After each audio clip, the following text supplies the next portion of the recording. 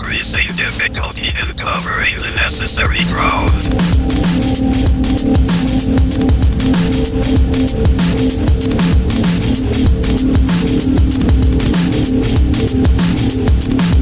Today many literate people whose daily work requires much reading find increasing difficulty in covering the necessary ground.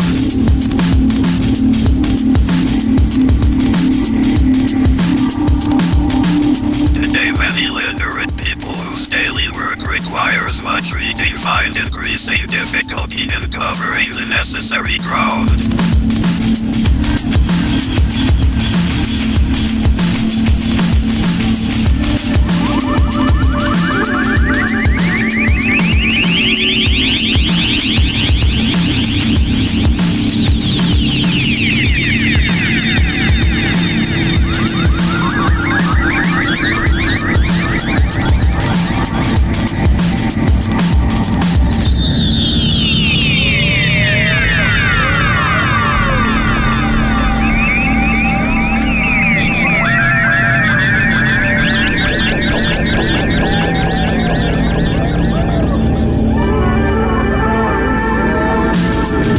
Facing the printed page, they find themselves, as it were, in a slow-moving center outside of which there is a very high-paced surround of data and images.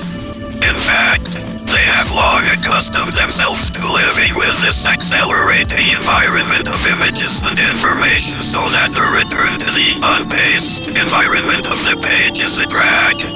A great discrepancy of this kind has grown up in the public sector between the worlds of instant international information on one hand, and the much slower-paced movement of commodity transactions in the world of supply and demand, on the other. If we are to understand inflation, it is necessary to recognize the principle of the dynamic at work in a new kind of situation. One in which there is an interface for abrasive action between two unconnected spheres. Ordinarily we try to explain events by seeking in them visually observable connections. With inflation via electric media, however, there is a kind of non-visual order of echo and rumor and acoustic structure that bypasses all logic of connectedness. And this factor engenders new vortices of power quite beyond the range of pre-electric markets of commodity supply and demand.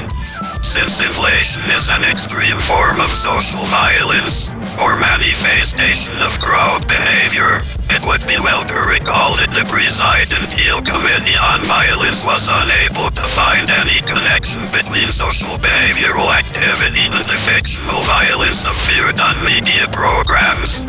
Earlier studies of comic books as a post-civil cause for teenage violence found many parallels, but the investigators were equally baffled by the absence of cause and effect connections between the fictional and the live events of our time. Two obvious questions arise.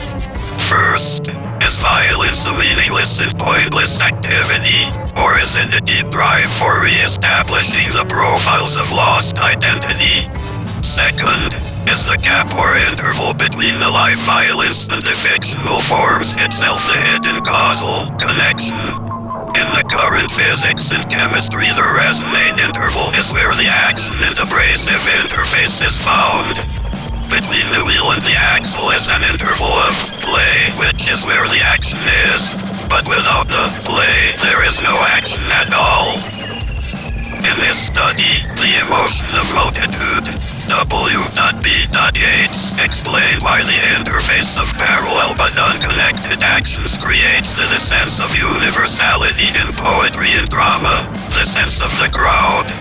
Between the parallel actions of Lear and his daughters, and of Gloucester and his sons, is an interface which renders the sense of the situations as indicative of the human condition in general. All this concerns the pattern of inflation. Today the fact of increasing prices has little or nothing to do with the old laws of supply and demand, but much to do with new media. Inflation presents a kind of media crowd situation with all the familiar features of crowd emotions. There is the feeling of a great increase of scope accompanied by the panic sense of the loss of control and identity. The crowd emotion of suddenly imposed equality brings a deep sense of depreciation and diminution. The new kind of inflation, crowd, depends above all else on the cohesion created by instant information of the greatest scale. The crowd, as it increases in scope, simultaneously develops the feeling of loss of identity as the very form of its cohesion. The greater the proximity and the greater the numbers, the greater the sense of loss of individual significance and control. It was Elias Kennedy who, in his Crowds in Power, discerned this paradoxical yet essential feature of all crowds. As they grow, they engender from within the emotion of depreciation and loss. As in all crowds, it seems necessary in the nation crowd that there be created multiple kinds of scarcity.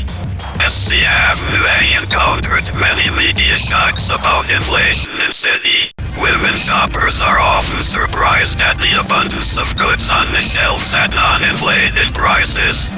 This gap between information and hardware, between the news and commodities, Media One, stands a pervasive conflict between the action of the and the quieter motions of the shopping centers.